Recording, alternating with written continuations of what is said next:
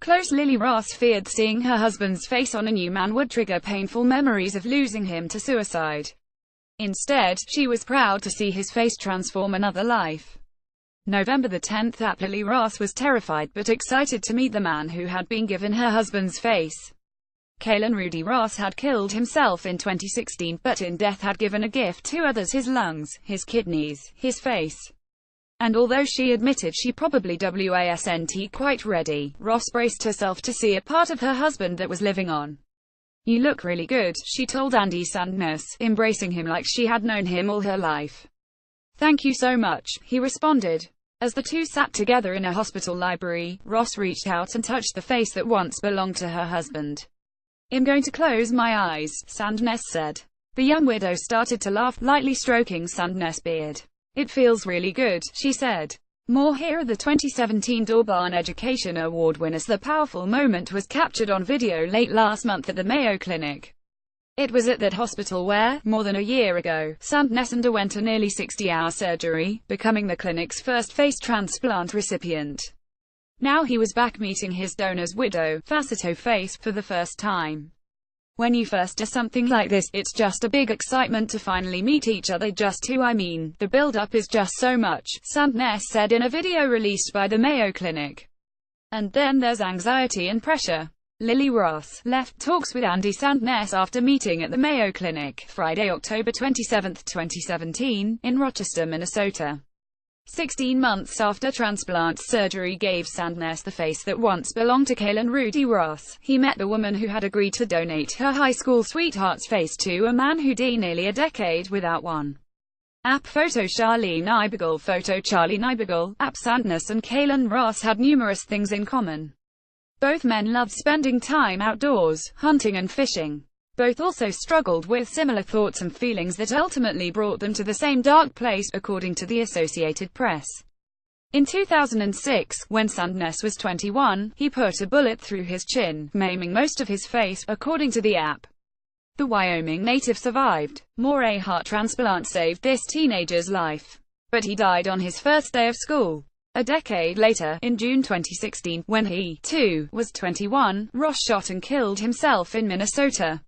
His wife was 19 at the time and 8 months pregnant with their son.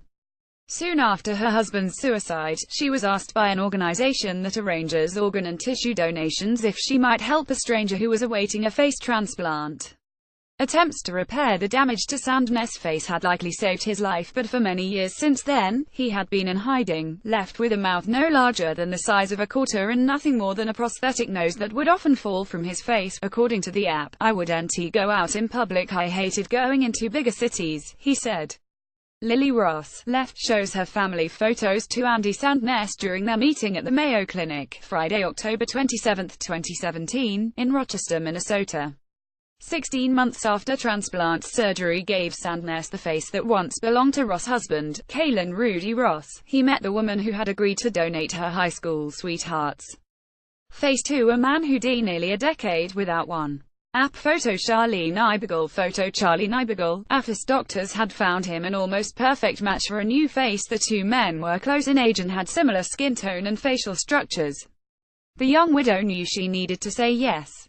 In the summer of 2016, a medical team replaced Sandness' nose, upper and lower jaw, palate, teeth, cheeks, facial muscles, oral mucosa, some of the salivary glands and the skin of the face from below the eyelids to the neck and from ear to ear, the Mayo Clinic explained. The surgical team used virtual surgical planning technology and 3D printing to optimize the aesthetic and functional outcomes of the surgery.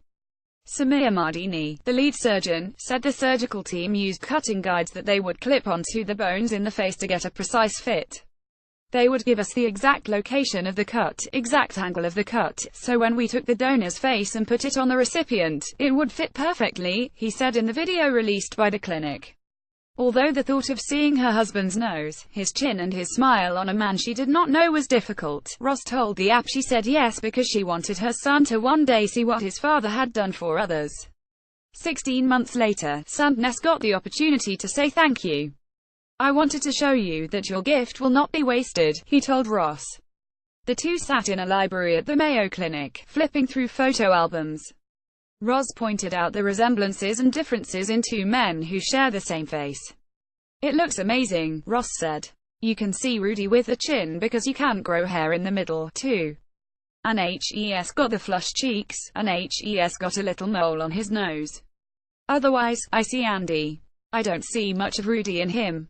But Sandness said he sees the resemblance in his donor's young son. He's adorable. Are you kidding me? Sandness said of the toddler. Ross said she is proud of her husband for donating his organs. This is where we get to actually see the difference in how much he actually helped somebody, she said. And Sandness said that he will be forever grateful for the help. I don't know that you can ever say enough thanks for what they've given me, he said. I mean, Lily, it's an unbelievable gift. You can't give enough thanks. You can't give enough money. There's nothing you can do. Except now I can just show them. Since the transplant, Sandness said, his speech is improving, and he is able to chew solid food again. He's received a promotion at his job as an oil field electrician, according to the app, and HES started dating. Now I'm just really spreading my wings and doing the things I missed out on, going out to restaurants and eating, going dancing, he told the app. Ross said, it makes me extremely happy to know HES going to be able to do what he wants in life now. Reader, share this story https://stnva.nl2 of MC5